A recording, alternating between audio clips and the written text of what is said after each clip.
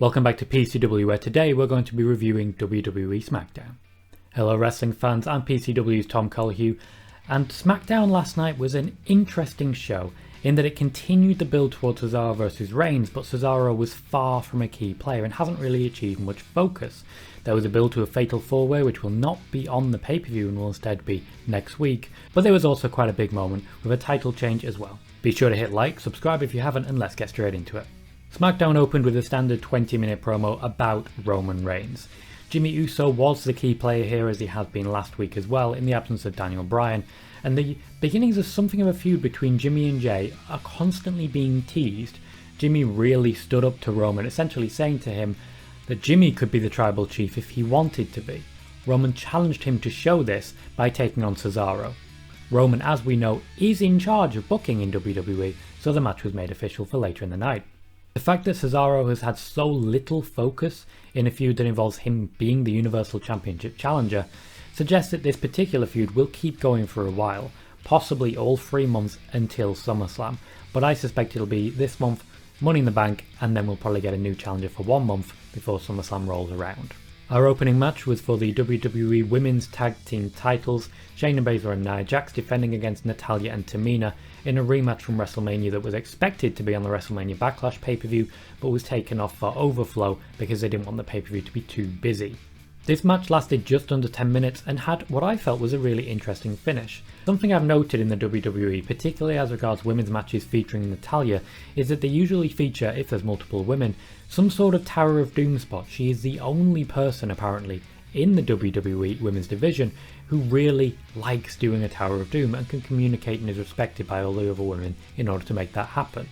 They actually played up to that in the finish here, with Tamina stacked on the top rope, Nia Jax going for a superplex, and Natalya slipping into the ring. Nia Jax prevented the Tower of Doom and hit a Samoan drop on Natalya, but in going down she let herself be wide open for a splash from Tamina. Tamina got the 1-2-3, leading to brand new Women's Tag Team Champions. Immediately after the match, Natalya and Tamina had a bit of an emotional celebration, which I very much enjoyed. My only concern is my usual concern.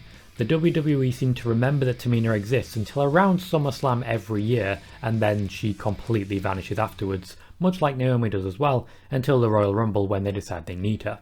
Hopefully that doesn't happen this time. This tag title loss does free up Nia Jax and Shayna Baszler to be available to take on Rhea Ripley, and I suspect Nia Jax will go first, and then Shayna Baszler will be next in line. We had our usual Paul Heyman promo backstage, but the only thing I really want to focus on with this is that they were actually quite clever with how they used this interview. Kayla Braxton essentially waylaying Paul Heyman with a camera as he entered Roman Reigns' dressing room.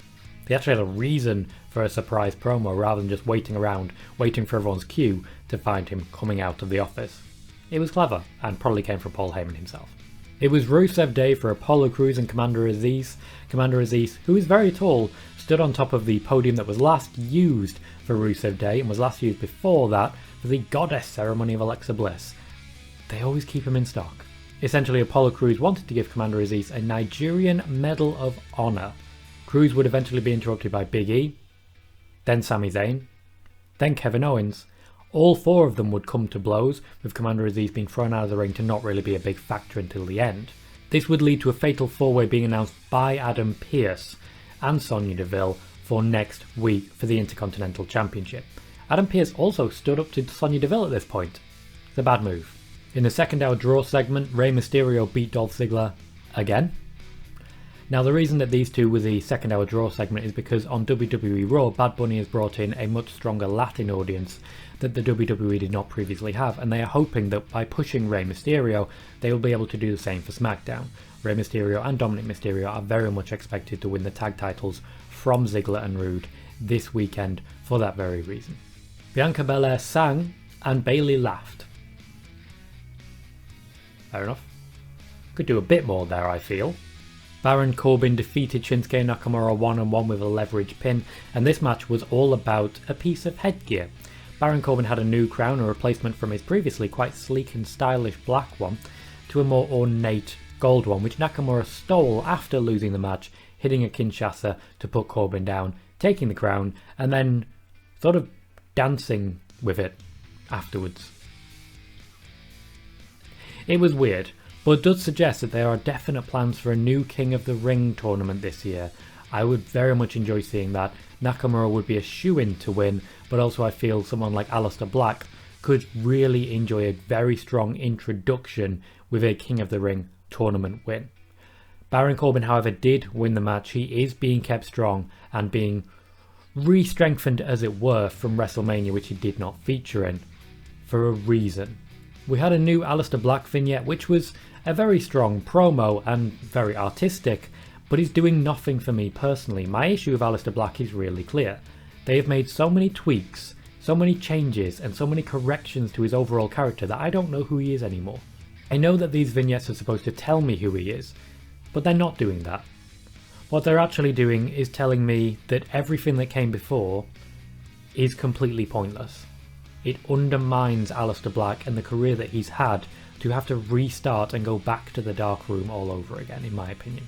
Finally, in our main event and the most go-home of the go-home show segments, we had Cesaro taking on main event Uso, but the other one, Jimmy Uso. This was actually really refreshing to see. Not just because Jey Uso has been somewhat oversaturated, but also we got to see how different the two men actually are in the ring. When it's a fast-paced tag team match, it's easy to lose track of who is doing what in individual moments, but in a match like this you really get to see who is actually doing what when it comes to their separate match styles.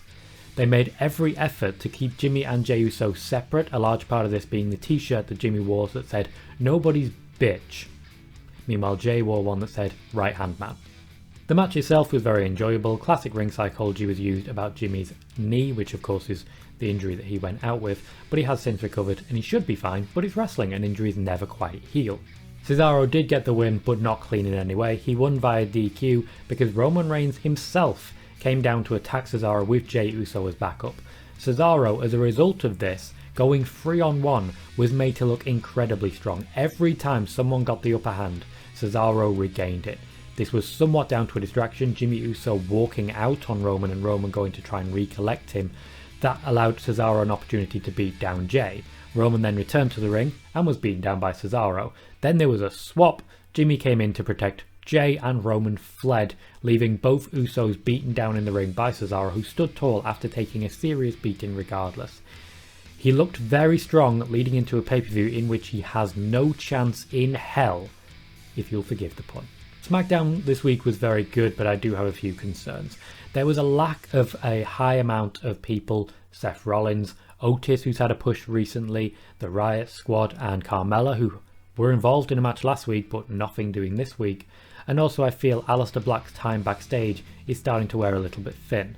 That said, all key storylines were advanced very well. The Cesaro Reigns storyline, which has become sort of the Jimmy and Jey storyline, was advanced quite cleverly, and Cesaro was able to sort of stand separately from it.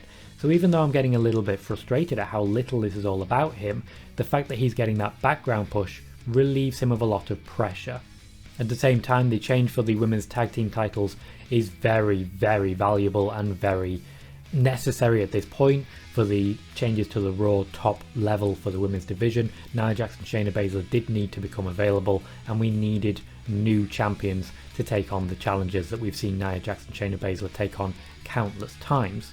Also, I'm very excited for the Fatal 4-Way next week, so they've convinced me to tune in, and I feel they delivered a very good show and a very good go-home show, even though there were some limited problems involved. I've been Tom Colehue for PCW. Let me know what you thought of SmackDown down in the comments. Be sure to hit like and subscribe if you haven't, and I will see you next time.